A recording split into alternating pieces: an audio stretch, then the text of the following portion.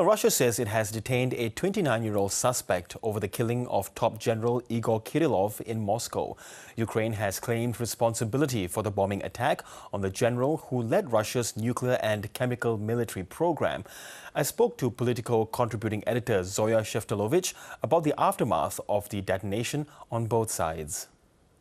The message that's being sent is a message to Muscovites. Moscow has been largely removed from the war. It's far away from the front. It hasn't really had much of a drive in the way of recruitment for the armed forces. So what Ukraine is trying to do is essentially to bring the battle to the front lines of Russia. So it's trying to show Russians that this war is still happening and that they are not immune from the impacts of the war. So this was really about sending a message to those who live in Moscow. This was where this bombing was carried out, is a busy street in the center of town. So it was showing Muscovites, showing the Russians that no one is safe and that this could happen to anyone, and bringing essentially a taste of the war to the Russian capital.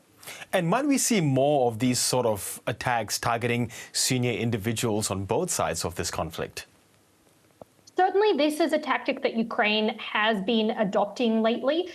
They charged Kirillov, the general in question, in absentia with committing war crimes for using chemical weapons on the front lines in Ukraine. And this is this sort of divine retribution that they're doling out. So certainly it's something that they've been looking to do in order to bring some of that taste of the war to Russia. And that's in part because they're having difficulties on the front lines, particularly in Ukraine's east, where the Russians are making some pretty significant advances and have been steadily advancing since the European summer. From the perspective of the Russians, look, this is something they've been trying to do from the very beginning. We know that in the early phases of the war, there was a concerted effort, a significant effort to try to take out Volodymyr Zelensky, the Ukrainian president, with various figures working for the Kremlin essentially deployed to Kiev to take him out. So the Russians are certainly not above doing this sort of thing and have been trying to do so from the outset, including all the way to the very top. But this is just the latest high-profile example of Ukrainians being successful in this sort of operation. Yes, and Lieutenant General Kirillov, he oversaw Russia's military, nuclear and chemical weapons protection forces. How big a blow is this for the Kremlin?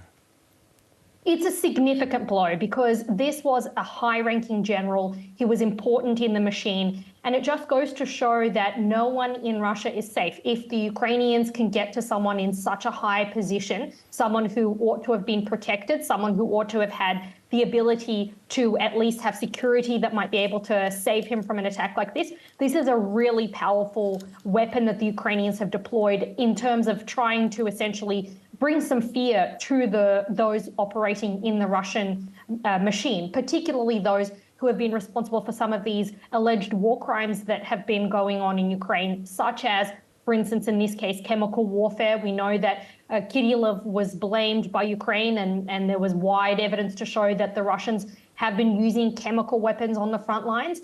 And similarly, there have been other high-ranking Russians who've been charged by Ukraine in absentia for war crimes. So this is probably something of a chill that's going to be sent through several high-ranking officials in and near the Kremlin.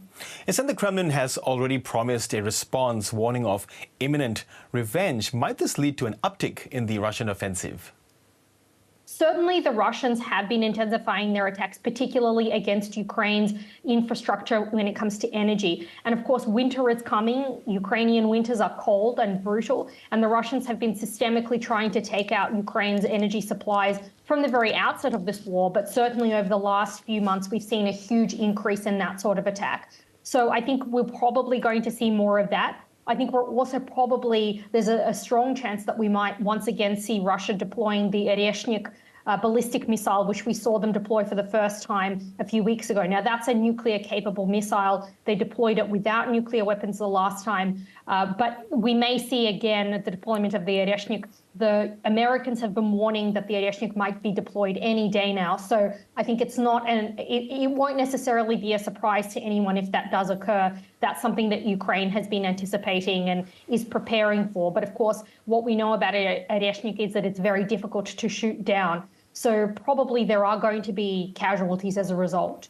Yeah, speaking of casualties, we've had the first report reported death of a North Korean soldier in this conflict. Does this now entrench North Korea as an enemy military force of Ukraine and even NATO?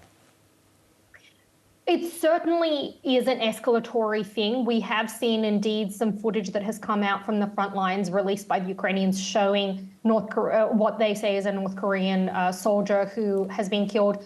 And definitely this is something that has really been worrying NATO because it does represent a significant uptick in the sorts of forces that Russia is deploying. Behind that, of course, is the fact that Russia is also having difficulty recruiting troops, and they've been recruiting steadily over the course of the war, but they're now running out of bodies effectively because they do have this famed meat grinder approach to the battle. We know they've been losing thousands and thousands, hundreds of thousands of soldiers. And so the North Koreans are seen as a way to prop up some of the dwindling supplies of human flesh. The North Koreans, from their perspective, I think it probably does not change the situation, which is that North Korea has been assisting Russia and has increased its assistance to Russia in recent months. And I think we're just expecting more of that to come. And in the background, Volodymyr Zelensky, he's continuing to ask for peacekeeping forces from NATO. How likely is that to happen? So Volodymyr Zelensky is currently due to arrive in Brussels today.